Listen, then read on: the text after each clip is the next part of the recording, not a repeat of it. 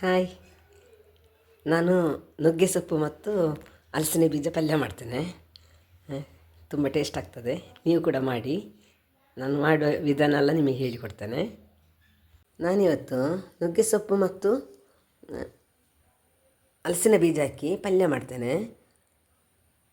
ಇವತ್ತು ಅಂಗನವಾಡಿಯಲ್ಲಿ ಪೌಷ್ಟಿಕ ಆಹಾರದ ಫಂಕ್ಷನ್ ಇದೆ, ಅದಕ್ಕೆ ತಗೊಂಡೋಗ್ಲಿಕ್ಕೆ. ಮತ್ತು ಇಷ್ಟು ತೆಂಗಿನ ತುರಿ ಹಾಕಬೇಕು.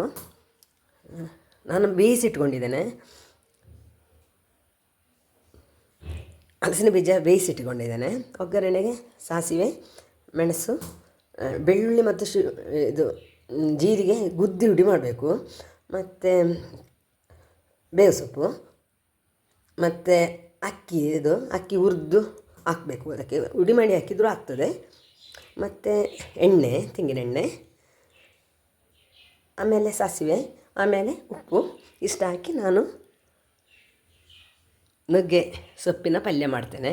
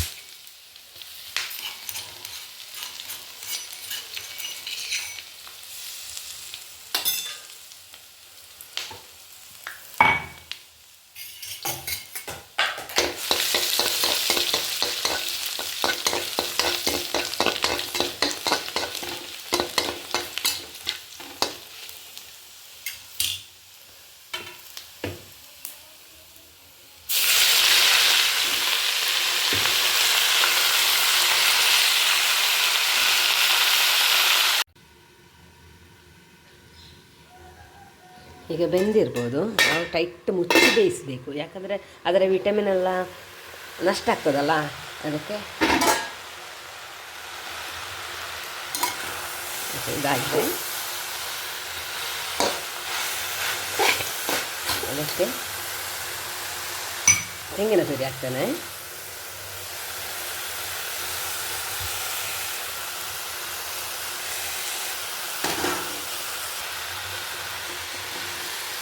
ಒಂದು ಸಣ್ಣ ಪೀಸ್ ಬೆಲ್ಲ ಹಾಕಿದ್ದೇನೆ.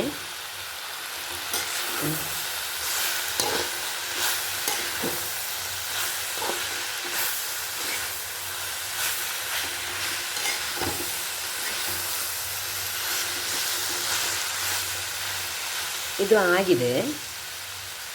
ಇದಕ್ಕೆ ನಾನು ಅಕ್ಕಿ ಗುದ್ದಿ ಹುಡಿ ಮಾಡಿದ್ದು ಅದು ಹಾಕ್ತೇನೆ. ಹಾಗೆ ನುಗ್ಗೆ ಮತ್ತು ಹಲಸಿನ ಬೀಜ ಪಲ್ಯ ರೆಡಿ.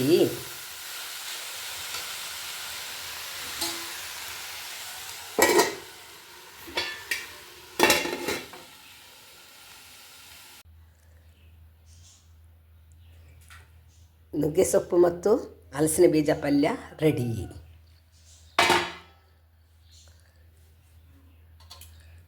ರೆಡಿಯಾಗಿದೆ.